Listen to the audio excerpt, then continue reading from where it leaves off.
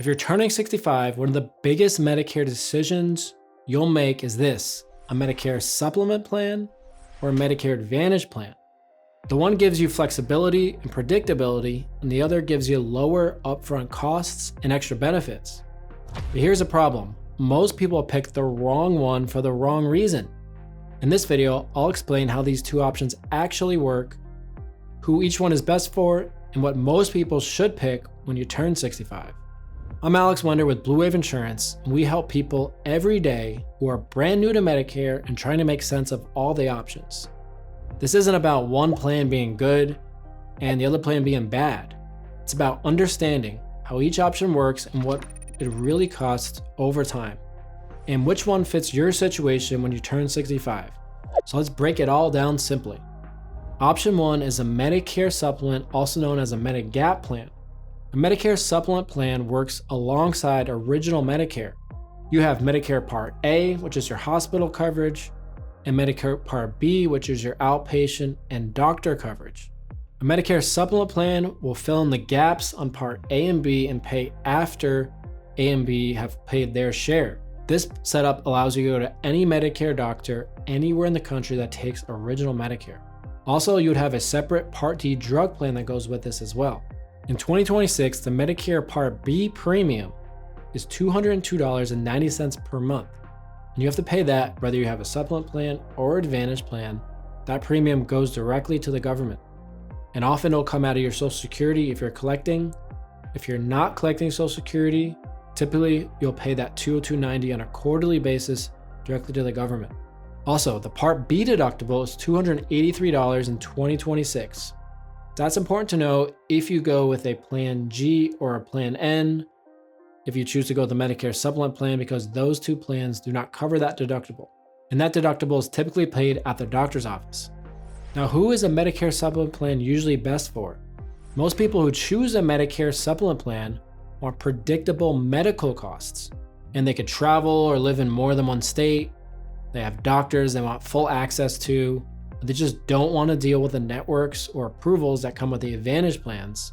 And they don't mind paying more per month and having that peace of mind of being able to go to any doctor they want that takes Medicare, pretty much full coverage, and just have that freedom and that predictability. Option 2 is a Medicare Advantage plan, also known as Part C. Now, Medicare Advantage plans are very different than having original Medicare with the supplement. First off, it replaces original Medicare and bundles everything into one plan. Medical, drug coverage, and often dental, vision, hearing, and possibly like gym benefits or different add-ons that come with the plans, depending on where you live and what's available. Now, there's many Advantage plans out there that have a $0 or low monthly premium. They're gonna have co-pays as you use the services. It's gonna have a provider network that you have to stay within. Typically, it's gonna come in the form of an HMO plan or a PPO plan. HMO plan is typically going to require you to choose a primary doctor, and you're gonna need to get referrals to see specialists in that network, in that same medical group that your primary care doctor is in.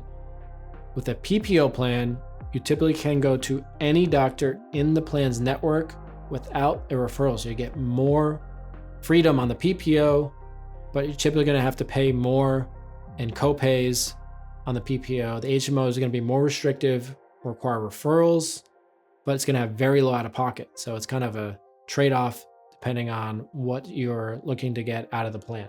It's also important to know that Medicare Advantage plans have maximum out-of-pockets for the year. PPO plans range anywhere from $5,000 to $9,000. The maximum out-of-pocket, that's the most you could pay in a single year. And HMO plans are usually a lot less, anywhere from like $900 to a couple thousand, depending on the plan. Again, the maximum out-of-pocket is typically your like stop loss or the max you would pay in any given year on medical, on covered medical, on the Medicare Advantage plans. Now, who is a Medicare Advantage plan best for?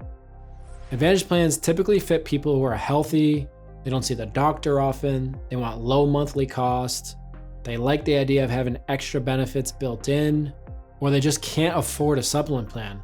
Usually we tell folks when you're turning 65, you can afford the supplement plan, it's best to go that route first because you can always get the Medicare Advantage plan regardless of your health in the future.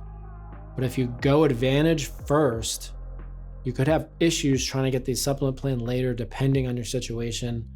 Of course, there are some guaranteed issue rights you can use if you qualify for them, but typically it's a lot better. You're a lot better off going supplement first if you can afford it, and then reserving the option to do an Advantage plan later. So what you choose really comes down to your preferences and your budget.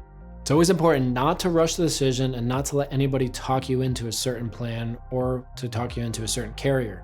Make sure you do your research, shop around, get quotes, and ask questions. And if you need any assistance, give us a call at the number below, and we'd be glad to help you out.